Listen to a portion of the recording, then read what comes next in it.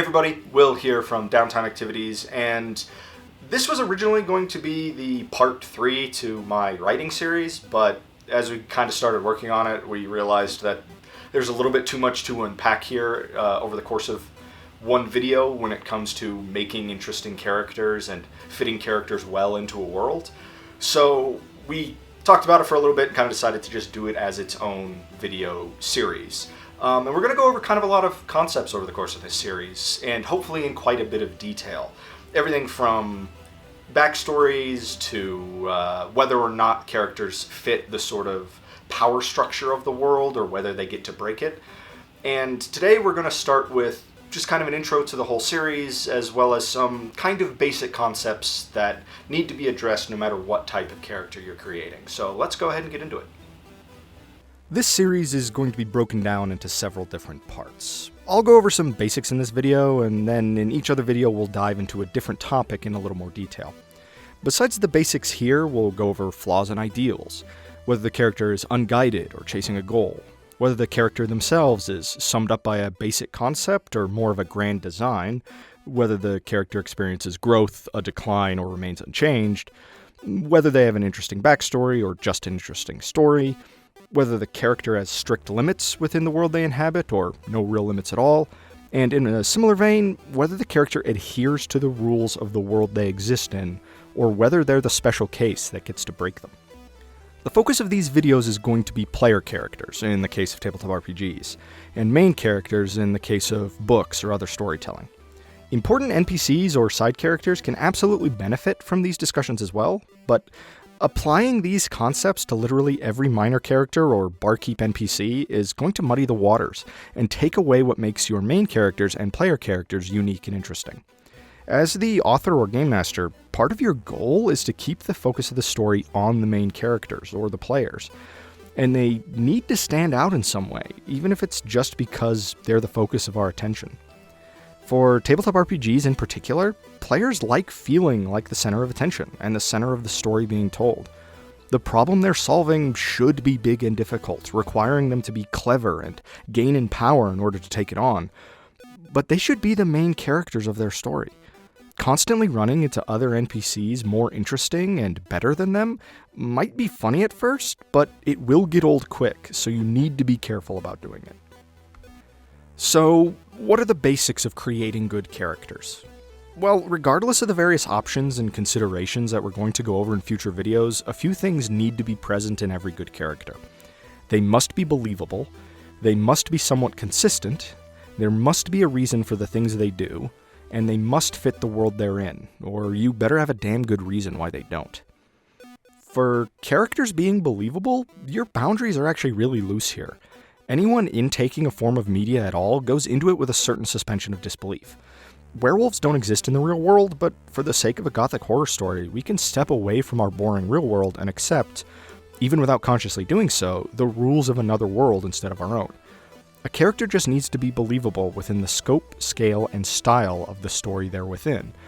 And this relates well to the last of these basics, so we'll come back around to it. The point here is that an unbelievable character, one that truly doesn't fit their world, is jarring, and subconsciously begins to turn the audience, or the other players, away from favoring that character at all. As I said, it's actually hard to make a character that truly breaks this rule, since the rules of your world are up for you to create, so putting even a little effort in here is going to help fix this problem. Characters also need to be consistent. Obviously, it is possible for characters to evolve over the course of the story, and many characters will, as they are exposed to new beliefs or learn hard lessons. Growth and change is fine, and even good, but inconsistency is not. A character leaping back and forth between lawful good and chaotic evil without a damn good and probably curse-related reason to do so is jarring and feels wrong.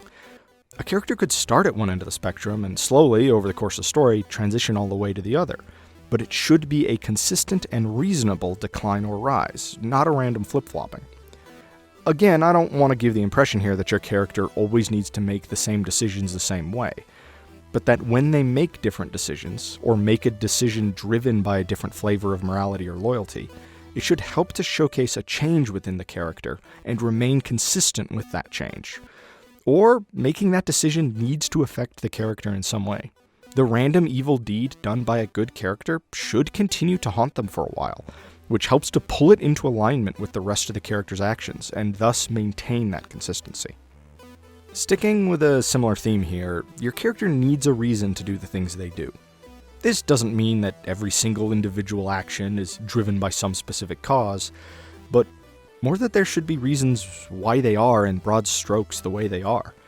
Are they driven by a strong morality one way or another? Is the main driving force of their actions greed, or fear, or a need for revenge? Are they simply driven by hedonism, or is their driving personality trait just insanity? This ties directly back into characters being believable and being consistent. A character being driven by a reason, or a handful of reasons, that determine the decisions they make will automatically make them more consistent, and thus more believable. If the other players at the table, or the audience, knows some of those reasons, they begin to understand the character at a more personal level, and the decisions that are made begin to make some small amount of sense to them. The last of these basics relates back to the first one. The character must fit the world they are in, or there must be a damn good reason why they don't. Goofier characters, by and large, will exist in goofier worlds, and more serious characters will exist in more serious worlds. But this isn't hard and fast. It's perfectly possible for a goofy character to exist in a much more serious setting, and by and large, most worlds and stories are a mixture of both. What matters is that a character isn't jarring with the world and characters around them. A pulpy 1930s adventure story is going to have a certain flavor of characters, and a gritty cyberpunk noir is going to have an entirely different flavor to its characters. The characters from one crossing over into the other is going to feel out of place, unless the story being told is somehow dealing with time travel or multiverse elements. Obviously, multiverse stories have become much more common in recent years, and the concepts are more approachable than they used to be, but most stories are still going to be self-contained in that regards, and most tabletop RPG campaigns aren't going to deal with true multiverses.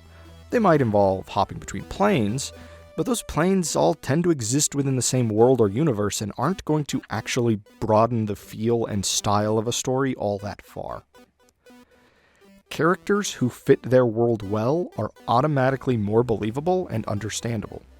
It doesn't matter if the world itself is magical or fantastical, or even if some of its fundamental laws work differently than what we're used to in the real world.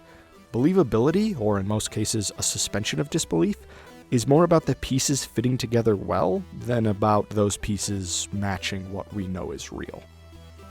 Well, that has been the introduction to this new character series. I hope there was actually some useful information there, and try and keep this content in mind a little bit as we're moving forward in the series, because I'm going to be referencing some of these concepts quite a bit as we go forward.